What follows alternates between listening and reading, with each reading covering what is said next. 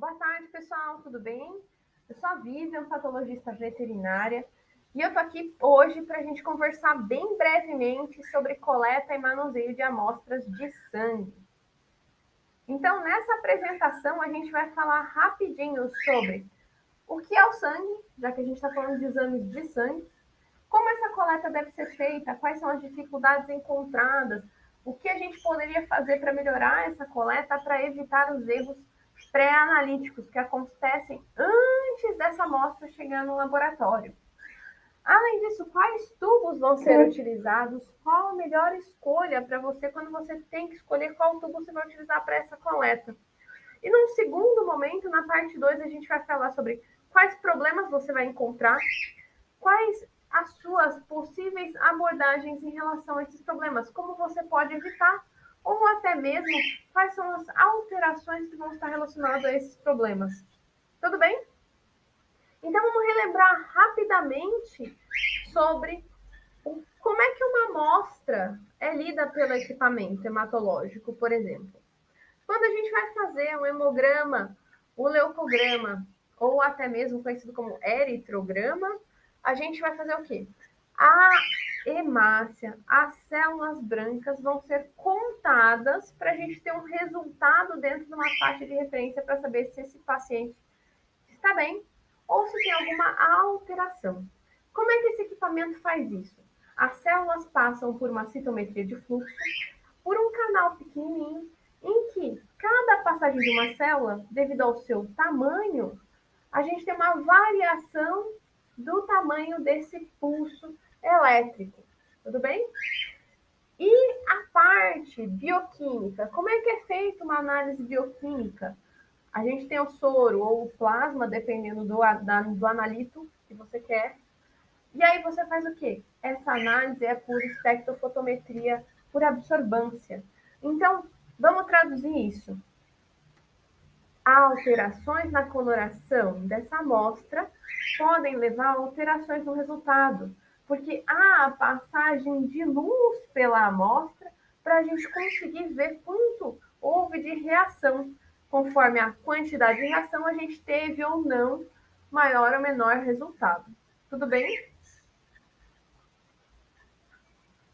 E do que é composto o sangue? A gente falou dos elementos figurados, ou seja, os eritrócitos e os leucócitos. Além disso, a gente tem as plaquetas. Os eritrócitos, ou hemácias, nos mamíferos, são células anucleadas, que são arredondadas, bicôncavas. Nos répteis e nas aves, elas são alongadas, por vezes elípticas, e são nucleadas. Beleza? As hemácias transportam oxigênio, os nutrientes, e a gente tem a hemoglobina como uma das principais proteínas que está dentro dessa hemácia. Já os leucócitos são as células brancas, as células de defesa. A gente tem os monócitos são os macrófagos ali da circulação. Linfócitos, que são do tipo T e B. E a gente ainda tem as células que apresentam grânulos dentro do seu citoplasma. Ou seja, a gente tem neutrófilos, que possuem grânulos que se colam de forma neutra. Então, lá na morfologia, a gente não vê a coloração desse grânulo, mas ele existe. Os eosinófilos têm grânulos que colam-se pela forma eosinofílica, ou seja, eles apresentam grânulos rosados. E os basófilos apresentam grânulos que se coram de forma basofílica, ou seja, azulado.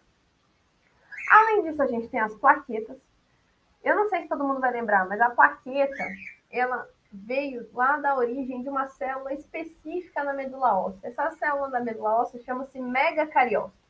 O megacariócito, conforme o nome diz, é uma célula muito grande, com vários núcleos, e a gente tem os pedacinhos de citoplasma que vão se soltando dele, formando as plaquetas, que são responsáveis pela parte de coagulação sanguínea. Além disso, a gente tem o plasma, tá? O plasma é a parte líquida.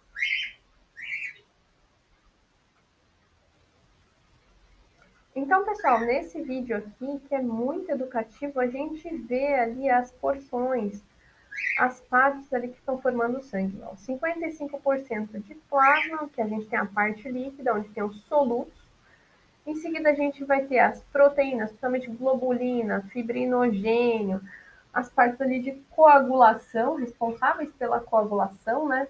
A gente tem os elementos figurados, que são as células, principalmente eritrócitos, em sua grande maioria.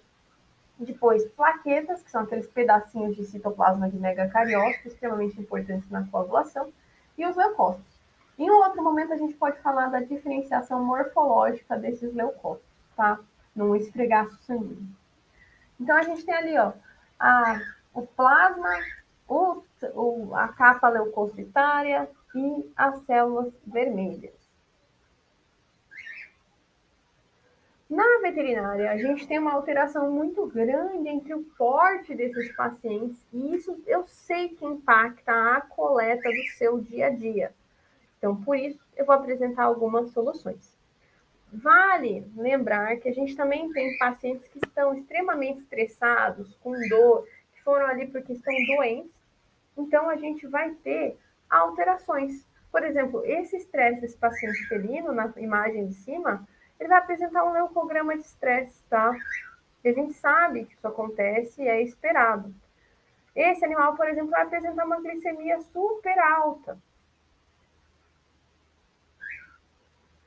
Em que locais normalmente vocês coletam? Normalmente, a gente segue essa ilustração aí, ó. A gente tem a possibilidade de coleta da jugular, da veia cefálica e da safena. Por que a gente tem essas possibilidades? A gente normalmente tem que estudar a anatomia, saber qual é o trajeto dessa veia para conseguir fazer a melhor coleta possível. Tudo bem?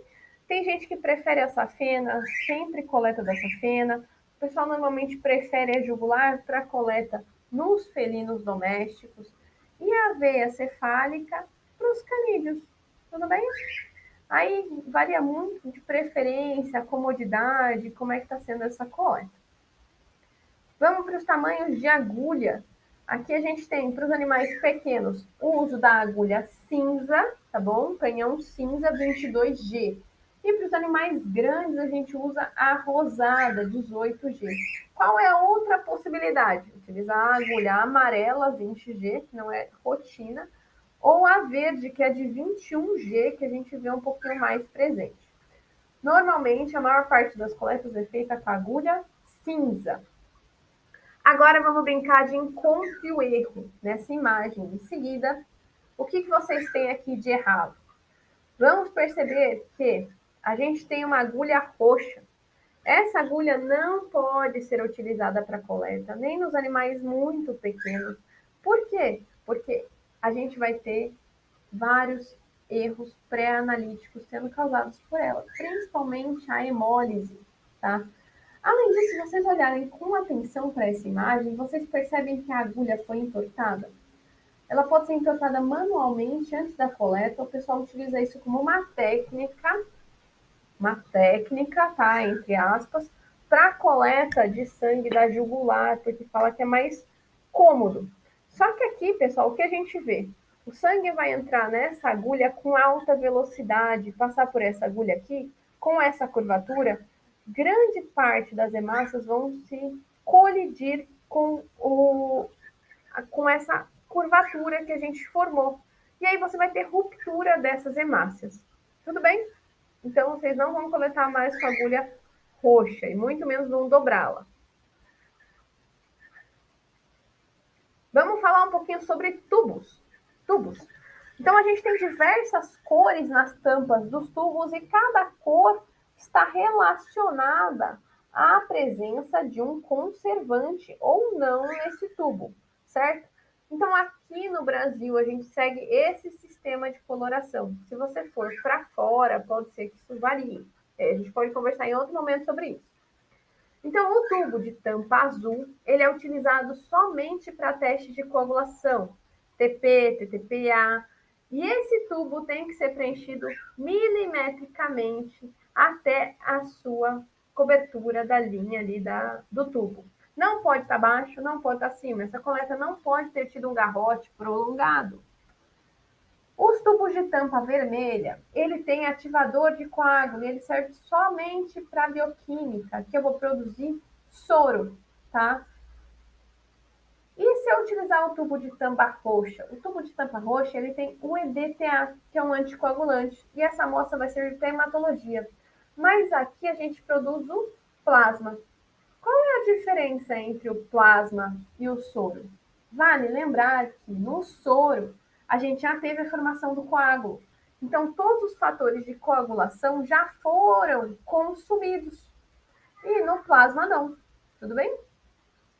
E esse tubo de tampa verde? Tem a heparina de lítio. A heparina é um anticoagulante, até muito utilizado como um método de tratamento para distúrbios de coagulação, né?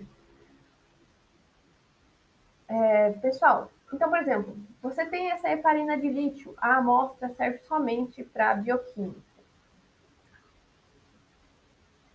Aqui a gente tem o tubo cinza, que ele é menos utilizado na rotina. Ele contém fluoreto como conservante. E esse tubo é utilizado para glicose e lactato. Por que, que ele é utilizado assim? Ou por que, que a gente não utiliza normalmente? Se você tem um glicosímetro ou a amostra vai rapidamente para o laboratório de apoio, as células dentro, por exemplo, do tubo vermelho, do tubo roxo, vão estar consumindo a glicose aos poucos. Quanto mais tempo elas passarem dentro do tubo, mais elas vão consumir. Então, para um resultado mais fidedigno, você deve mandar no tubo de tampa cinza, de fluoreto.